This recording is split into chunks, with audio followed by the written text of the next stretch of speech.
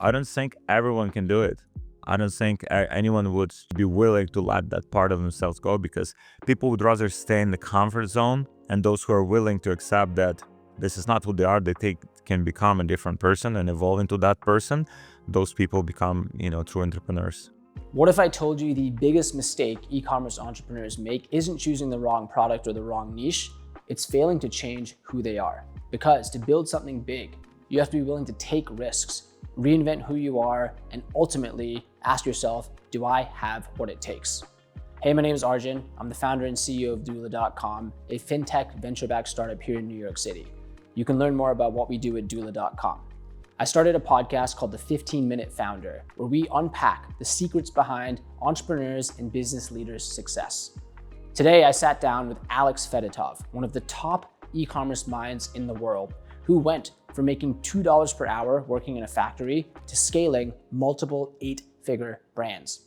In this conversation, we broke down the secrets behind Alex's success, how he scaled from 0 to 7 figures over and over again, and how ultimately what it takes to really know if you're cut out for e-commerce entrepreneurship.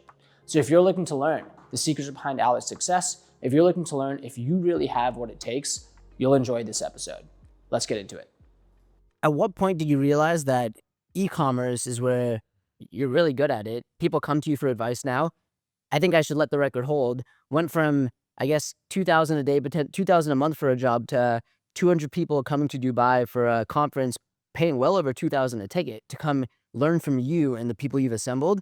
Where did it start with e-com? Were you bullish on it? Did you stumble into it? Did you strike gold? Or do you know from the beginning, I see a path here? And it was everything happened by accident. And I think overall, like in life, many things happen by accident. It's only like looking back, you see kind of like how they correlate with each other, and kind of like how one thing impacts another, this decision impacts another decision. It's kind of, you just go like, and figure out along the way, right? It's like, we don't know our past, like we don't know what will happen tomorrow, but we can do the best we can do today. And I found e-commerce through one of my clients. So as I was doing like digital marketing, so I started with search engine optimization, then it was conversion rate optimization, then it was Google ads, then it was Facebook ads. One of my clients was e-commerce store. So I learned about e-commerce, and like, wow, okay, you can sell products, you can make products pretty much like doing this arbitrage and sell products through advertising. And then I learned about normal e-commerce, like regular e-commerce with inventory. And then one of the next clients was clients that was doing drop shipping model. And so I've learned that you can build a business without even having that inventory, which was a big kind of like, I didn't have like hundreds of thousands of dollars to spend on inventory. So like, okay, probably that's not for me. It's something I want to do in the future, but right now it's not the time. But drop shipping, just like, whoa, okay, wow, geez, I can do it, because I was managing the ads for that client, and I knew where he was sourcing products, and I knew where his margins were. So I kind of like connected the dots. I think one of my probably skills is just like, I can connect the dots, right? And I think that's very valuable skill set. And I just connected the dots. I'm like, okay, I probably should start my own Shopify store, at that point, and that's how everything started for me. I love it. I want to go actually sequence by sequence. So it's 2025. You're starting an e-commerce brand. What is the biggest mistake you see people make going 0 to 100K? So they're starting from scratch. They want to get to 6 figures. What's the biggest mistake? And how are you spending most of your time during this phase as a founder? The biggest mistake that entrepreneurs make is that they overthink. The amount of opportunity we have is just insane, with technology, and people getting the information from the internet about different opportunities. And a lot of the information is great. A lot of that, information is good, but there's also bad information. There's like outdated information that people have access to. And if you don't know, you don't know. You cannot filter what's good information, what's bad information. You want to learn from people who are currently like actively doing what they're teaching, because some people teaching something that worked 2 years ago, 3 years ago, but the world changes so fast that it's just not relevant anymore and it doesn't work anymore. So there's so many great opportunities right now. I think the biggest opportunity right now from the e-commerce standpoint is like TikTok Shop. I think it's massive. I think it's big. It's growing very fast. If you're a brand owner, So TikTok Shop you can do as affiliate. You don't have to like buy inventory or buy your own products, sell your own products. You can just promote other people's products for the commission, right? So you just like, hey, you eliminated so many moving parts. All you have to do is create content, and that's by itself is a super valuable skill to acquire. So now, like, where's the downside? There's no downsides really, and anyone can do it. I know people that are like, in their 30s, 40s, 50s. I know stay-at-home moms that do it, like making tens of thousands of dollars, sometimes hundreds of thousands of dollars per month promoting products. And then if you take those skills and you want to build your own e-commerce brand, you can do that as well using like TikTok Shop, for instance. My specialty specifically, is Facebook paid advertising, like direct response marketing. I think that is also like very like just tremendous skill set. So I would just decide, okay, am I good with content? For example, if people can reflect, if I'm spending a lot of time on TikTok, right, just scrolling through stuff, I might as well, like, instead of being the consumer on TikTok, I can be a producer on TikTok, right? Instead of watching content, I can make content. And so if people make that like paradigm shift, then, now they can start making money, like doing pretty much what they've done before. What's the biggest mistake people make when going from 100K to that first million? The biggest mistake from 100 to 1 million is trying to do everything by yourself. Because as you start making money, as your business generates profit, one of the best like leverages that you can have overall, like why, for example, many business owners are millionaires. Because like there's a leverage, right? They leverage other people's time, effort, energy to help them achieve their goals. So once you start making money, the business is profitable. You have to think, out of all of the things that you do, there are certain things that have the value of, let's say, $1,000 per hour. Like, for example, creating content. If you create like a good piece of content, that piece of content can make it thousands of dollars. There's, let's say, $100 tasks, right? Like, I don't know, maybe, hiring someone, or maybe, just, I don't know, responding to some very important, or building like important like relationship. And there's also $10 tasks, right? Like, I don't know, answer your customer support tickets, or, tweaking your website. And so you have to filter your time and put it in different buckets. Which one of my activities produce the most revenue, the most kind of like input for my business, and then dedicating the most time to those, and gradually removing from your plate tasks that have low value.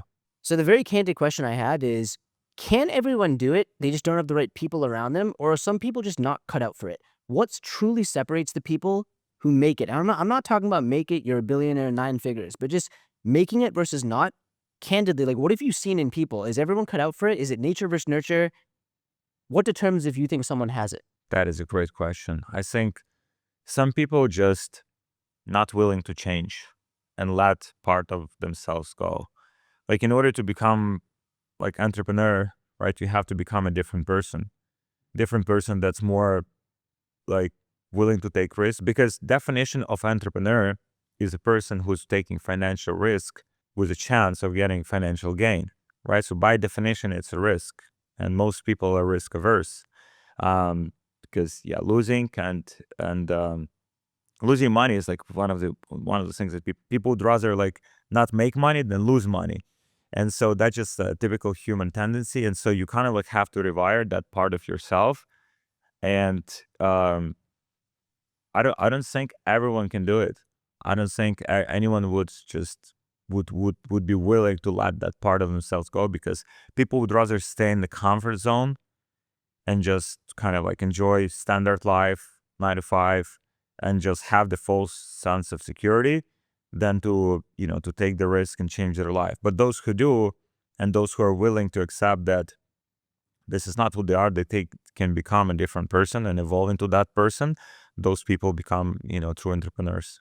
Do you believe in work-life balance? Or do you believe if you truly want to make it there, you have to want it enough? And that means there's no concept of work-life balance. You got to commit to the cause and put the work in. Yeah, initially it's hard to find balance, especially as you're building the business. Like you're putting 12, 14, 16 hours a day to get the business off the ground, because you can't hire anyone because you have no money. you have no skills, so you have to learn them. So time has to come from somewhere. So there's no time for balance, at least like initially. Over time, as you making money and having that leverage, then when you start hiring people, now you have more time for yourself. But initially it's hard. Initially it's a grind. And I think it's and it's just like obsession, right? It's like you're thinking about it all the time. You're trying to spend every minute doing it. Like you're eliminating all the other distractions that would prevent you from doing what you want to do, and from learning and getting exposed to the right information all the time. And so at the initial stages, it's a grind. There's no balance. Over time, you can find balance because now you can afford the leverage, which means other people's time. And so you're basically buying time. It's like money is just the exchange of value for time. And now the more money you have, the more time of other people you can buy. And then if you allocating that money properly into the right people's time, then those people, like let's say working for a business and contributing their time to grow your business, you're kind of like creating this like very like exponential like growth without just directly being involved as much. You very candidly shared that a big part of the why originally was the money and being able to provide and not being in that situation again. And it said that at any moment in life, most of the decisions you make are driven by one of these main motor forces. So it could be a combination, but usually it's one. So for the Alex of today, given what you've achieved, you're here today, which of these forces is the biggest motivator? You can only choose one. Is it money? Is it power? Is it pleasure? Or is it fame? Probably power.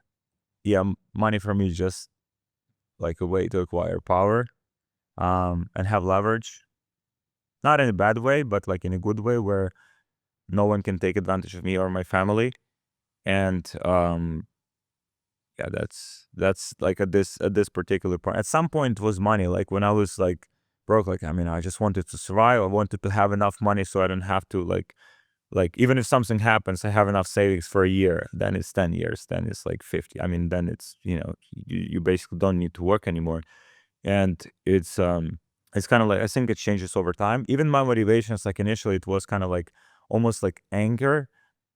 That was my driver, but now it's I want to create like positive like impact because I see I see kind of like the success you have is directly correlated with how many people you can make rich, right? So, or how many people you can positively impact. Like for example, Jeff Bezos, built a successful company. He made himself multi-billionaire, but he also made many other people very rich, right? So he created value in the marketplace. So, my initial values about money were very skewed because I didn't have like very good like reference points. So I would just like I didn't know how to allocate money, so I would just like stack money and just kind of like accumulate it without knowing how to properly distribute it or reinvest it or allocate it or use leverage.